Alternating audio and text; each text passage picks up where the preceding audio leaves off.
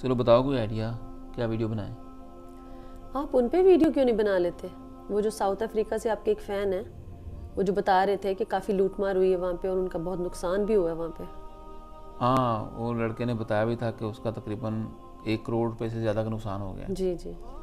मैंने काफ़ी सोचा कि उस पर वीडियो बनाऊँ, लेकिन मुझे समझ नहीं आई मैं क्या बनाऊँ वीडियो उसके ऊपर। बड़े अफसोस की बात है, जब भी वो मुझे कहता है मुझे अपनी स्टोरी याद आ जाती है। याद है जब मेरे करीबी दोस्त ने मुझे 7-8 करोड़ रुपए का नुकसान पहुँचाया, जी।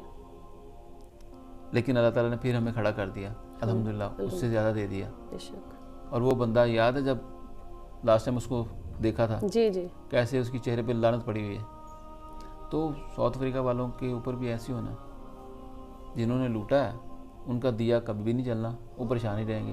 बेशक। लेकिन जिन्होंने पहले एक बार कमाया था उन्होंने फिर कमा लेना है। और देखना, यहीं से खबरें मिलनी है कि उन लोगों ने पहले से बेहतर खड़े होकर सामने आ जाना है। इंशाल्लाह इंशाल्लाह। और ये होता है, जिसके साथ कोई ज़्यादती करके जाता है उसके साथ अल्लाह खड़ा होता है और उसको उससे बेहतर अता करता है। इंशाल्लाह इंशाल्लाह।